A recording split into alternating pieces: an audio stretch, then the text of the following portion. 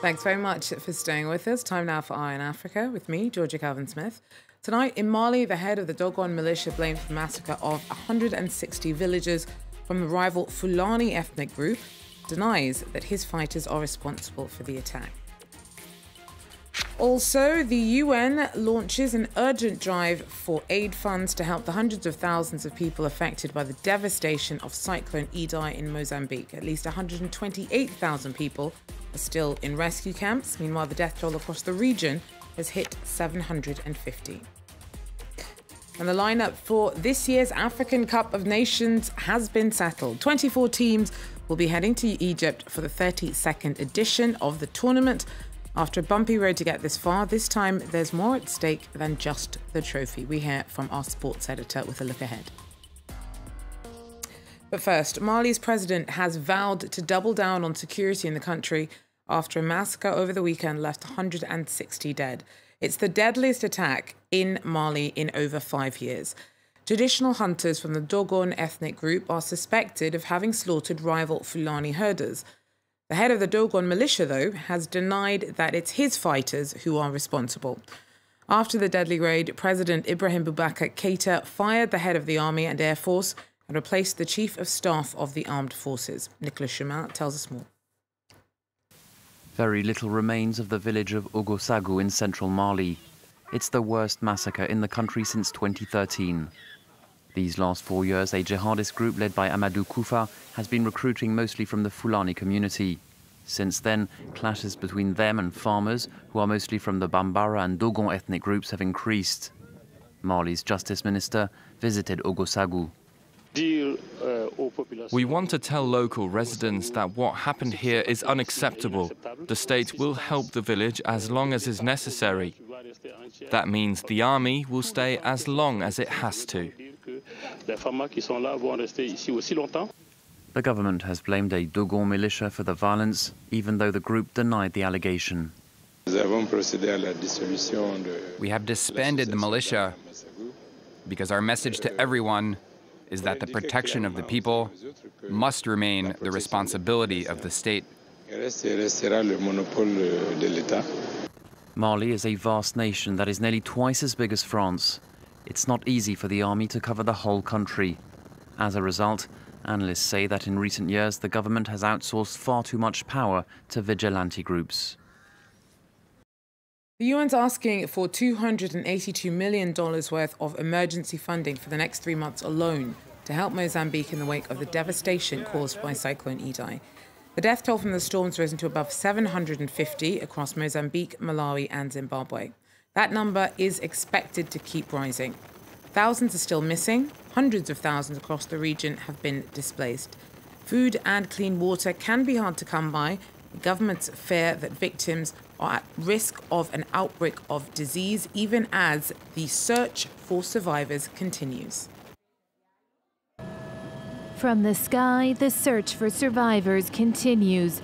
It's been more than a week since Cyclone Idai ravaged parts of Mozambique, and floodwaters in the country remain high, stranding many in areas accessible now only by helicopter.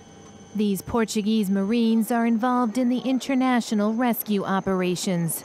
They've taken the girl and say they'll return to check on the rest of the group.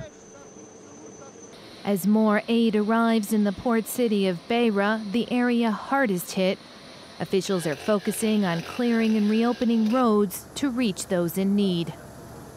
We are doing all we can at the moment in support of government to reach those people who need our help. We have a huge number of assets now in country and more on the way in. We're flying helicopter operations, we're doing road operations, we're doing boat operations to reach the people we need to reach. Camps are being set up for those displaced by the cyclone. Food-wise, we're okay. Food has been distributed. What's worrying us now is where are we going to live? Because we've lost our houses, we're homeless, we're on the road. So we're waiting for news from the government, what they will decide for our future. Officials say their next big concern is to avert the spread of diseases such as cholera.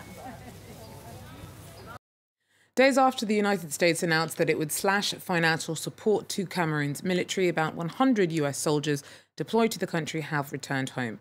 The US government initially sent the troops over to help with security in the region's pushback against Nigeria's Boko Haram insurgents. Indira Etting tells us more.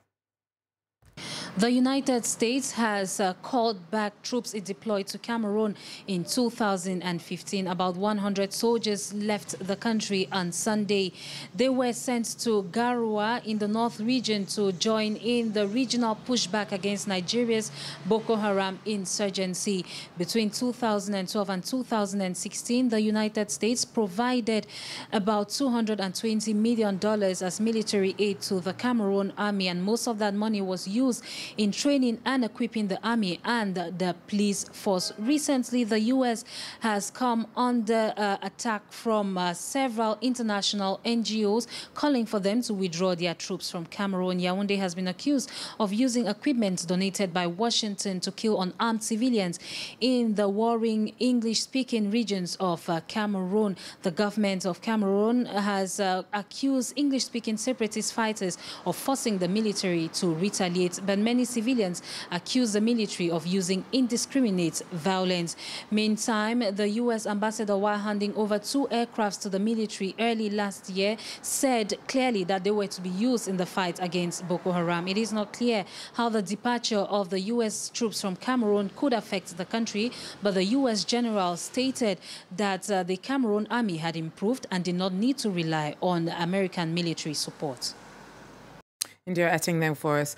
Now, protesting opposition supporters were tear-gassed by police in Comoros on Monday after they held a rally in Moroni, alleging that Sunday's presidential elections were fixed. Observers from the African Union have also said that the process was riddled with irregularities and lacked credibility. They've reported interruption of the vote count and the involvement of police in the improper transport of ballot boxes. President Azali Assoumani is widely expected to be re-elected. Now, the lineup for this year's African Cup of Nations has been settled. 24 teams will be heading to Egypt for the 32nd edition of the tournament. It's the first time so many will be vying for the prize. Simon Harding from our sports desk tells us more about who's made it through and what's at stake. As you can imagine, the usual suspects have made it to the final draw in Egypt, a draw which incidentally takes place on the 12th of April to decide the group stages. Senegal, for example, is one that springs to mind, led by Sadio Mane. They, of course, featured at the World Cup in Russia. You've also got the North African powerhouses, including Morocco, Tunisia and Algeria, who are all considered some of the favourites to make it really to the final and perhaps win the competition in Cairo. But more surprisingly, you do have some teams that have qualified for the very first time. Burundi, Mauritania and Madagascar have all featuring in the final draw of the competition for the very first time, sparked incredible scenes of joys in the respective countries. And of course, on the flip side of that, you've got some African nations which were expected to qualify, such as Gabon, with Pierre-Emerick Aubameyang, of course, Arsenal striker, who didn't make it, and also Burkina Faso, led by Bertrand Traoré, who plays for Lyon. So it's a very different setup for the final draw that's going to happen in Cairo, but certainly one with plenty of interesting teams. Now, the AFCON's had a pretty bumpy ride to get this far. Does that mean that there's any more riding on the tournament this time round than in previous editions? There absolutely is, and it's a key point to highlight because this edition, this 2019 Africa Cup of Nations, needs to be a success for CAF, the Confederation of African Football, and its president, Ahmad. If you'll remember, Cameroon were originally meant to host it. Cameroon was stripped of the competition. It was given to Egypt in very opaque circumstances, so a lot of confusion's been created around that. Cameroon have then been pushed back to hosting the 2021 edition when South Africa was meant to do it. So there is a lot of animosity really going towards the CAF at this moment. And also, Egypt is going to be judged on the security measures, the stadiums, the infrastructure, the quality of football, as you mentioned in your introduction. 24 teams for the very first time, 6 groups, very similar to how the Euro 2016 in France took place. The top 2 from each group go through, and then the best the best third-placed teams go through as well. So there's a lot riding on the competition, and it certainly needs to be a success, because CAF have banked on this new format for the Africa Cup of Nations to really promote African football throughout the world. Thanks very much to Simon for talking us through the lineup. Well, finally, though, the Kenyan science teacher who has won a $1 million prize for being voted the world's best at his profession has urged his colleagues to be driven by passion and not money. Peter Tabichi won the 2019 Global Teacher Prize and headed to Dubai for the star-studded ceremony. He teaches in a mixed secondary school in a remote village in the Rift Valley in Kenya and reportedly gives away about 80% of his monthly salary to the poor. The Vake Foundation, which organises the event and handed out the prize for the 5th time this year, praised Tabichi's dedication, hard work and passionate belief in his students' talent. So well done and congratulations to Tabichi from Eye on Africa. That is, though, where we're going to have to leave it for now. Thanks for joining us. Do so again if you can. Take care.